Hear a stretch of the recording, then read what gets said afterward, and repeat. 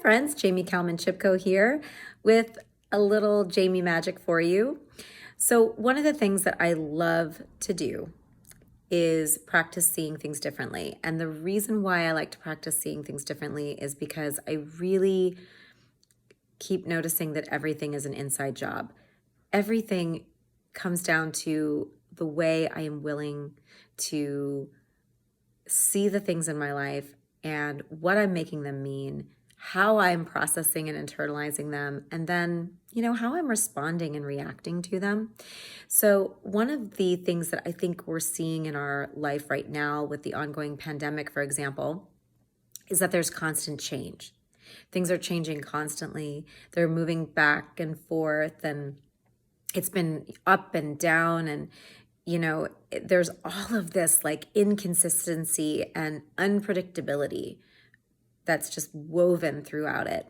And as human beings, we really long for consistency and predictability because that allows us to feel safe. So when that is not there, it's very natural to feel anxiety creeping in, or frustration, depression, fear, trepidation, resistance, confusion, all of those really uncomfortable feelings. And, when it comes down to it, we can't control the things that are outside of us. But I heard a really great quote this week when I was watching a video on conscious discipline by Dr. Becky Bailey. And I loved what she said. She said, our children can grow up learning that their lives are not the result of outside forces, but instead of internal choices. And I think that is such a powerful idea. That your life can be the result of internal choices rather than external forces. So, here we are. We're living in this pandemic society with rules constantly changing. Restrictions are increasing and decreasing depending on where you live, depending on what's happening. And, we have this tendency to really feel victimized by what's happening around us. And so much of our lives have felt completely out of our control.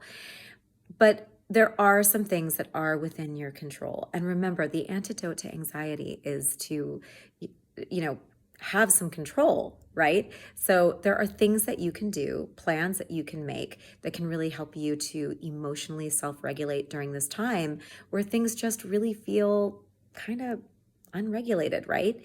Or overly regulated or not regulated enough, depends on your viewpoint. So number one, if you notice yourself feeling judgmental about somebody else's attitude, let's just take the pandemic, for example. You just notice it. Just go, hey, I have a judgment about how that person is handling the pandemic and the way that it's affecting their life. I'm being a little judgy about that. Okay. Just notice that you happen to have thoughts and feelings and values, and that, the way that you might be reacting to it is different than how you see them reacting to it. And just notice that. Just notice your judgment and don't beat yourself up for it. Just go, okay, being judgmental. And I'd love it if you could practice just using that moment of catching yourself being judgmental as an invitation to become compassionate. And the way you do that is you get curious.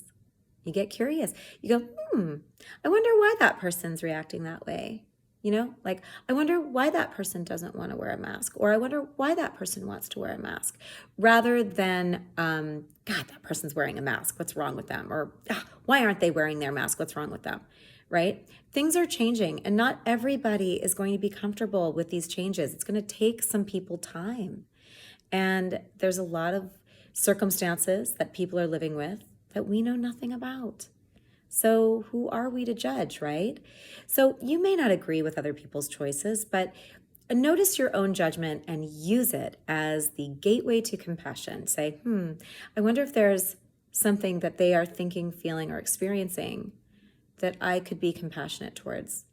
And you don't have to jump off your own, value bandwagon. If for you, the way that you're reacting feels very authentic and congruent to you, that's fine. But just be aware of where maybe your own thoughts or feelings are creating a judgment that might be dividing you or polarizing you from someone else rather than letting you be compassionate and therefore connecting.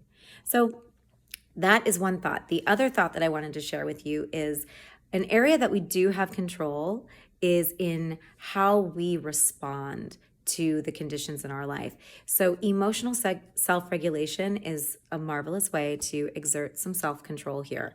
For example, we can't control, the coronavirus numbers. We can't control the way that the variants keep coming and how they show up in the world and how we might react to them. But what we can control is how we're taking care of ourselves. Are we getting enough sleep at night? No? Okay, well, that's something you can make a plan for. How can you plan to give yourself more rest? Are you eating healthy? Are you eating enough? Are you eating too much? That might be an area that you could exert some control and some regulation of your own, and really put good things in your body. Take care of your body, right? Maybe you need more socialization. Maybe you need to get out for a walk with a friend, or meet someone outdoors. Or if it's freezing cold and snowing where you live, maybe you need to pick up a phone and reach out to a friend and hear a friendly voice. Or, maybe there's something that you can do that allows you to be of service to your community in a way that feels safe to you. So there are things we can do to control our own internal environment, getting the right amount of sleep, nourishing our bodies with proper food and nutrition and hydration, taking deep breaths. When you notice yourself spinning out or getting anxious, press pause and recognize the feeling that you're having. Just take a moment to accept it and go, okay, I'm feeling anxious.